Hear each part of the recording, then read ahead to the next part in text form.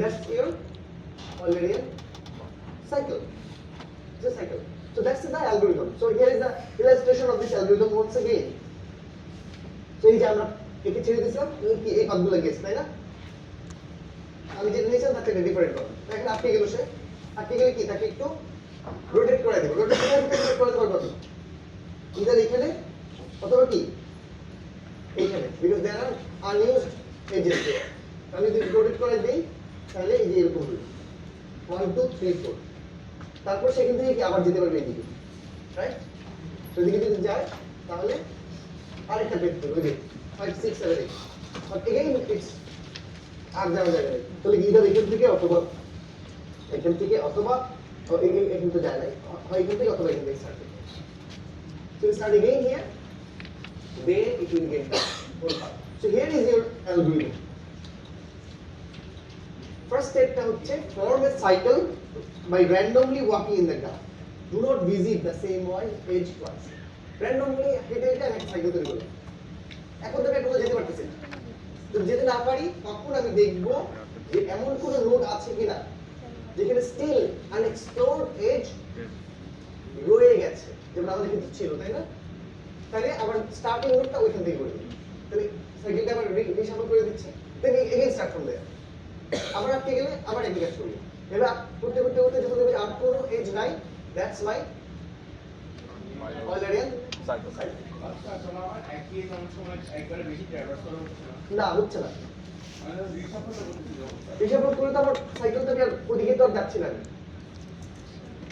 মানে আমি যখন এই জায়গায় আসছি আমি ব্লু আর গ্রিনে তো ফেরত যাচ্ছি না আমি using the unused ones which are the red ones right বা আমি যখন এখানে ছিলাম তখন কি green is done then I took the blue path so I'm not taking the edge twice আপনি দিকটা তো 1 থেকে ওটার পর দেখাবেন and এখানে 5 6 2 3 1 আপনারা 1 2 আবার এইটুকু আমি আবার দেখেছি এইটুকু আমি নিচ্ছি না am I traversing this twice এখানে কোনো এজ কি এর পরে আছে নাই তো কোনো এজ পরে নাই এই যে 5 6 ছিল এখানে তো 6 5 আলাদা করে রাইট কোনো এজ আমি দুটো নিয়েছি কোনো এজ দুটো আছে কি নাই হ্যাঁ আচ্ছা না বুঝতে কোনো এজ দুটো নিয়ে alright so this is how this algorithm works তো এখানে আমাদের যে ডিফারেন্ট গ্রাফটা ছিল এই গ্রাফটা মোটামুটি ব্যালেন্স সব জায়গায় ব্যালেন্স শুধুমাত্র এইটা আর এটা হচ্ছে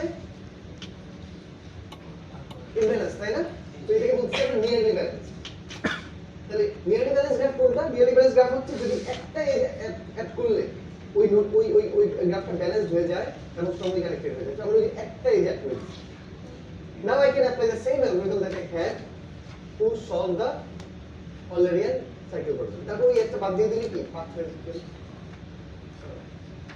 so this way we can solve our genome path problem which will give us the genome but the problem still stays that is the next question that we had is your Eulerian path unique Euler path unique না the answer is no unique মানে হচ্ছে একটাই কি Euler path না অনেকগুলো হতে পারে তাই না so Kmar length or read length what happens if I increase read length can you tell me what happens when I increase read length read length বাড়ালে নোড বাড়ে না কমে read length যদি বাড়ে আমার 100 লেন্থের একটা জিরো আছে আমার read হচ্ছে length হচ্ছে 3 how many reads am I supposed to get যদি 100 লেন্থের জিনোম হয় 3 লেন্থ হচ্ছে আমার রিডের 6টা রিড পাবো অনেক কঠিন করে দিচ্ছি 98টা কি বলছে 98টা পাবো তাই না কারণ যে প্রথমে তারপর শেষ করে 98টা পাবো না আমি যদি 5 লেন্থ হয় কত পাবো তাহলে 96টা 90 যদি আমি 10 লেন্থ হই কমতেছে রাইট আচ্ছা গ্রাফের কি অবস্থা গ্রাফ ছোট হবে না গ্রাফ ছোট হবে এটা ওভারল্যাপ হয়ে গ্রাফ ছোট হয়ে যাবে যে গ্রাফ যত ছোট হবে ইউনিক পাথ তত বাড়বে তো নন ইউনিক লিস্ট কমানোর একটা উপায় কি রিড লেন্থ বাড়ানো, রিড লেন্থ যদি বাড়াই ফেলতে পারি আমি, আমার গ্রাফ ছোট হয়ে যাবে। ফর এক্সাম্পল আমি নিজে যে ছোট্ট একটা গ্রাফ আঁকছিলাম ওইটার জন্য খুব ইজি হয়ে গেছিল না? রিড লেন্থ বাড়ানোর উপায় আছে? ইলুমিনাতে রিড লেন্থ বাড়ালে কি হবে? এরর বেড়ে যাবে। আমরা অলরেডি 100 লেন্থে কি দেখেছি, 30 এর প্রচুর এরর, রাইট? কোয়ালিটি মনে আছে ক্লাস আমি দেখছিলাম যে সো ইফ মানে আমরা তো রিড লেন্থ চাইলে বাড়াতে পারবো না। 100 তো খারাপ, কারণ শেষের দিকে প্রচুর এরর। সো রিড লেন্থ বাড়ানোর আসলে উপায় নেই। তো এফেক্টিভলি রিড লেন্থ বাড়ানোর উপায় না থাকার কারণে সায়েন্টিস্টরা আরেকটা ঘোরা পদ্ধতি ইউজ করে, এটার নাম হচ্ছে পেয়ার্ড রিড। পেয়ার্ড রিডের আইডিয়া হচ্ছে রিড লেন্থ বাড়তে পারবে না, কিন্তু আমি জোড়ায় জোড়ায় রিড করব। আইডিয়া হচ্ছে এরকম, suppose I have a string here, so I will read K here, also I will read K here at distance D, মাঝখানে D বাদ দিয়ে আমি হচ্ছে দুইটা কে বলবো, তাহলে আমার এফেক্টিভলি রিড লেন্থ সেম থাকতেছে, কিন্তু having distance না, D হচ্ছে just the separation between these two strings, কত দূরে করতেছি। তার মানে আমি এই ক্লাস থেকে 3 জন করে স্টুডেন্ট নিতে চাই, এই 3 জন নিলাম, আবার ওই 3 জন নিলাম, আবার 3 জন নিলাম, এটা হচ্ছে সিঙ্গেল রেট। পেয়ার রেট যদি বলি তাহলে এই 3 জন একটু দূরত্ব থেকে আরো 3 জন, তারপর একই ডিসটেন্সে আরো এক জোড়া, আর একই ডিসটেন্সে আর এক জোড়া। সো এফেক্টিভলি আমি কি এটা বড় এরিয়া সম্বন্ধে আমার ধারণা হচ্ছে না, that's called pair rate. So pair রেটের আইডিয়াটা কি? পেয়ার রেটের আইডিয়াটা হচ্ছে এরকম। তো পেয়ার রেট কি করবে? পেয়ার রেট হচ্ছে আমরা এফেক্টিভলি রিড লেন্থটাকে বাড়াই দিবে। গ্যাপ না, তার মানে নরমালি কি হচ্ছে, আমরা তো আপাতত খুব সহজে ধরে নিচ্ছিলাম যে পারফেক্ট অ্যাভারেজ। তো perfect average is an utopia, perfect average আমি পাবো না। বাট আপাতত ওদিকে না যাই, আপাতত চিন্তা করি যে ছোট লিঙ্কতে যেহেতু আমার নন ইউনিকনেস মানে যেহেতু রিপিট হচ্ছে প্রচুর পরিমাণে, তার মানে একই নোড আমি বারবার দেখতে পাচ্ছি, তো এই কারণে কি নন ইউনিক স্টুডেন্ট চলে আসতেছে। তো আমি যদি একটু বড় করতে পারতাম তাহলে কি ইউনিক নোড পাওয়ার সম্ভাবনা বেড়ে যায়। ইউনিক নোড পেলে ইউনিক এজ হবে, ইউনিক এজ হলে ইউনিক পাথ হবে। ওই ইনফরমেশনটা অন্য দুইটা পেয়ার হচ্ছে কভার করবে, অন্য দুইটা pair cover, still perfect coverage আমি চিন্তা করি। অলরাইট, তাহলে এই ক্ষেত্রে আমাদের আইডিয়াটা কেমন? সো লঙ্গার রিড যদি হইতো তাহলে মোর এরর হইতো। তো লঙ্গার রিড না করে আমরা যেটা ট্রাই করতে পারি, আমরা যেমন ফর এক্সাম্পল এই যে গ্রাফটা আমাদের একটু আগে ছিল না, এই গ্রাফটাতে একটু আগে দেখেছিলাম মনে হয় আমরা, রাইট? এই গ্রাফটাতে যদি আমরা রিড একটু বাড়াই দিই, এখানে কত লিঙ্ক ছিল? 3 লিঙ্ক। আমরা এখানে কত লিঙ্ক করেছি? 4 লিঙ্ক করাতেই কি আমার এজের পরিমাণ কমে গেছে কিন্তু অনেক, এবং ইউনিক পাথ পাওয়া গেছে। You see the unique path here, just 3 থেকে 4 যাওয়াতে কি পাথগুলো ইউনিক হয়ে গেছে। এটা কিন্তু একটা ইউনিক পাথ পাওয়া গেছে। তো আমি এখান থেকে যাবো, যাওয়ার জায়গা কি এদিকে যেতে হবে, আমার অন্য কোনো দিকে সরি এখানে যাওয়া যাবে, এই দুটো দিক আছে। বাট আগে আমার কয়টা দিক ছিল? আমি ছিল এখান থেকে এদিকে যাওয়া যেত, যে কি এদিকে so I had lots of options here, right? But এখন কি অপশন কমে গেল না একটু, 5 গেলে আরো কমে যাবে, 5 গেলে একদম ইউনিক হয়ে যাবে। সো একটা আইডিয়া হচ্ছে রিড লেন্থ বাড়ানো, যেটা আসলে ইলুমিনাতে সম্ভব না। রিড লেন্থ বাড়ানো যাবে হচ্ছে third generation, but third generation we know that there are errors. So what we can do is read pairs. We can read them in pairs. That means I can read them like this. For example, this is the genome. So this is 22 marks. I actually শুধু k mark. এটা হচ্ছে k b marks. This means k marks at b separation. For example, TAA. So 2 means separation 2. তাহলে যদি separation 2 দেই, দুইটা বাদ দেই, তাহলে পরেরটা কি হবে?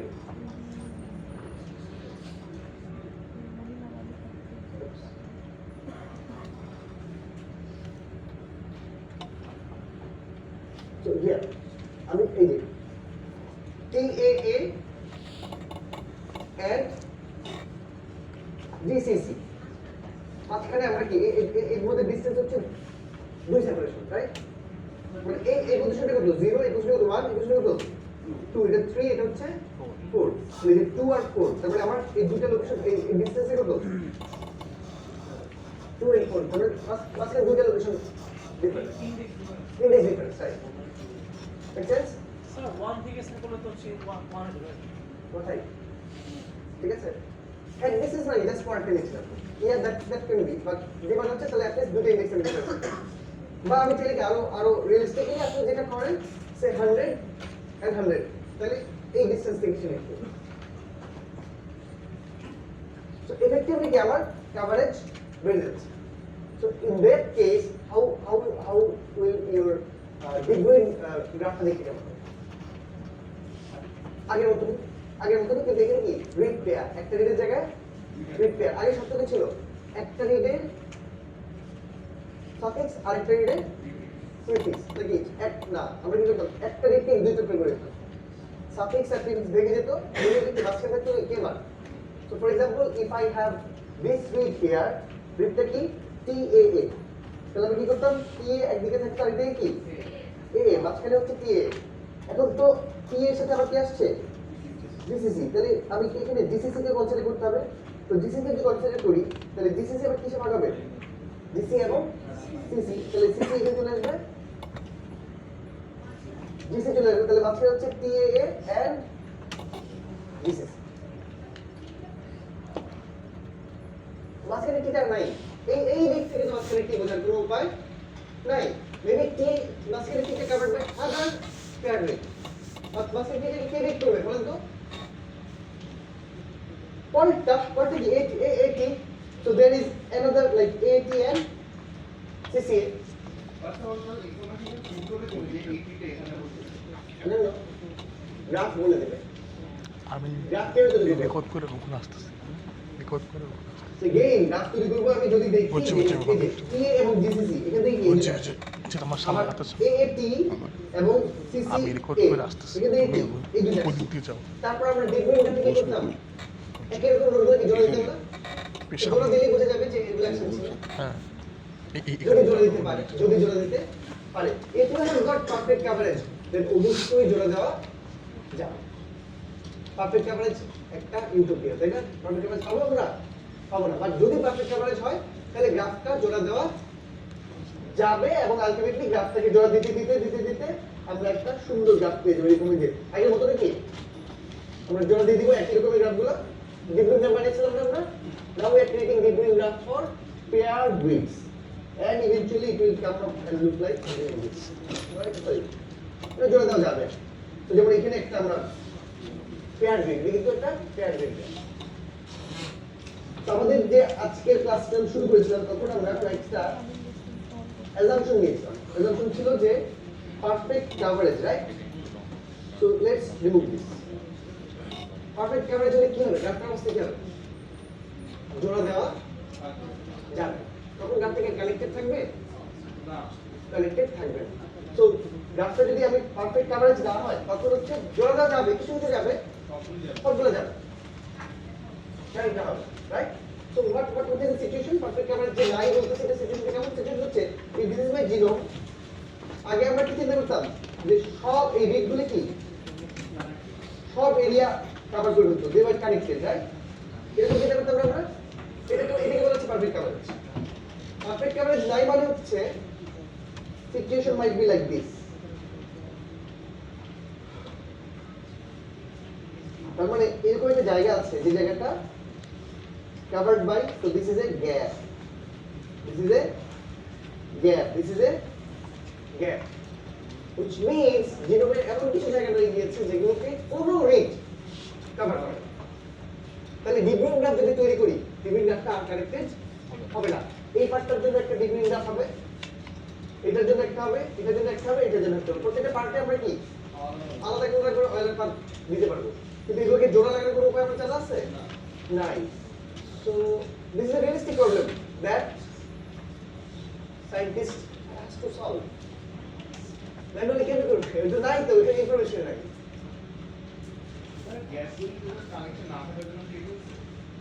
গ্যাপগুলি হচ্ছে প্রতিটা রেসে ওই যে আমরা জেনারেট দিয়ে উড়াই গেছিলাম না নিউজপেপার কিছু পুড়ে গেছে চিরতরে পুড়ে গেছে আমরা ডিএনএ স্যাম্পল দিয়েছি নিয়ে হচ্ছে আমরা কি করেছি টুকরো টুকরো করে দিয়েছি মানে একদিক দিয়ে দু একটা টুকরা হারাই গেছে গ্যাপ পেয়ে গেছে So, আমরা yes, random statistical machine learning, we have to do something like that. So, to